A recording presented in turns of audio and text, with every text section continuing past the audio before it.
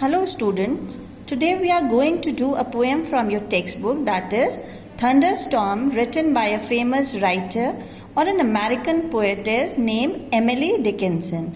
And she is remembered as a reclusive and mysterious poet who lived from 1830 to 1886 in America.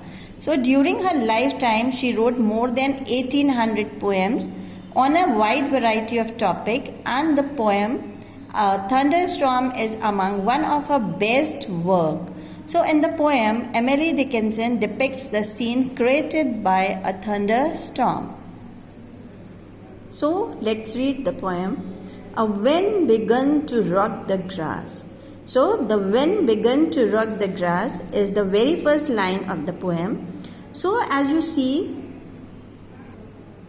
the title itself suggests that the poem is about a thunderstorm, how the thunderstorm is created, the scenario of the thunderstorm, and the effects of this thunderstorm. So children, let me read the first paragraph of the poem. The wind began to rock the grass. Here the word rock means to move. So at first, before the thunderstorm, the wind started, or to rock the grass means the wind started to gently move the grass to and fro. Then after, what happened? With threatening tunes and low. Now,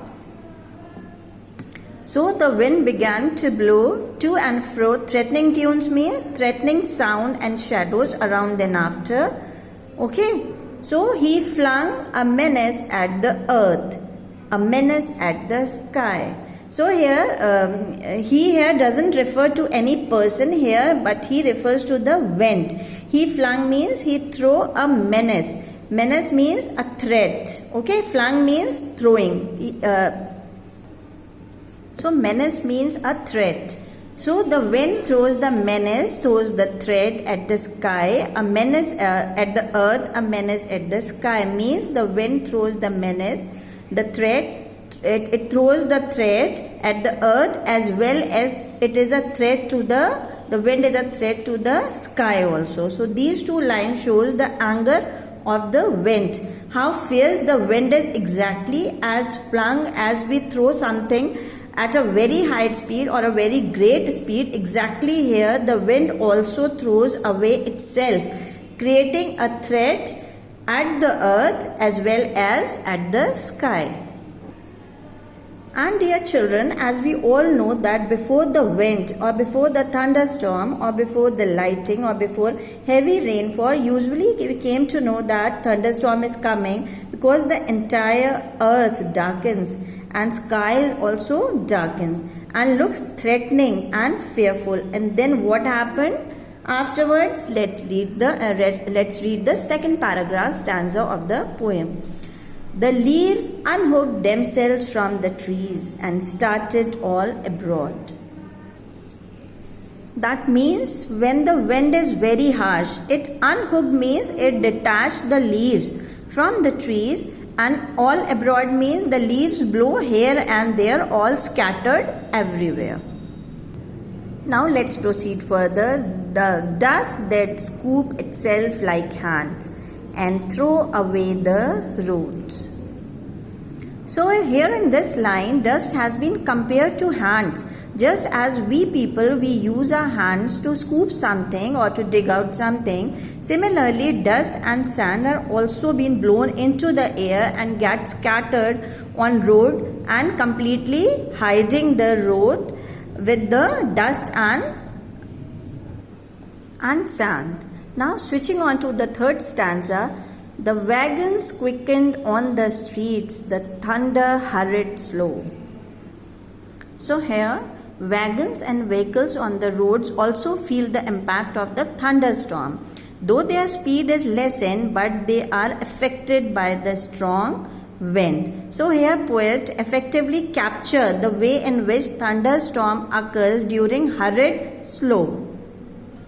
So children, as we all know, after lightning strikes, we hear the sound of thunder within seconds. So most often it is heard as a rumble. Rumble means here to make a deep heavy sound rather than a quick sound. That means in Hindi you call it gargarahat, right?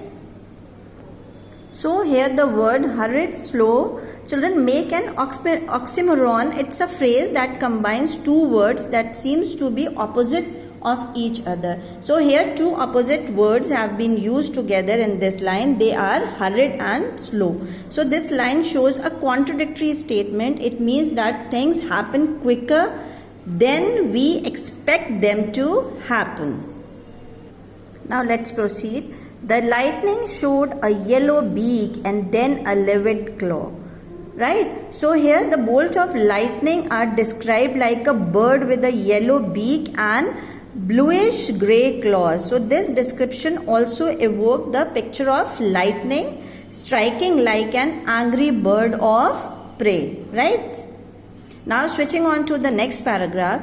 The birds put up the bars to nest. The cattle fled to barns. So here the birds are also preparing to face the coming storm by closing or covering their nest with some material, even with the sticks or bars, right? So it could, they were preparing to stay in their nest during the storm, and the cattle who were there on the road, they also fled away or they hurried back to their barns. Barns means here a large building on a farm in which animals or grains are kept, right? There came one drop of giant rain. That means the rain began to start. And then, as if the hands that held the dams had parted hold. So first of all, a big drop falls from the sky, right? And it appears as if the hands that were holding a dam had let the water free to flow, or as if the dam in the sky were flung open. Now let's proceed. The water wrecked the sky. Wreck the sky means the water seemed to destroy the sky and the things below that got caught in its path. And also just see the next two lines. But overlooked my father's house, just squattering a tree. So here, as water seemed to have destroyed the sky, and also squandering a tree means the water has destroyed a tree which was most probably near the poetess father's house, but it, however, luckily it had spared her father's house. So that's it with the explanation of the poem, children. I suppose you all have understood the poem nicely, right? Thank you and have a nice day.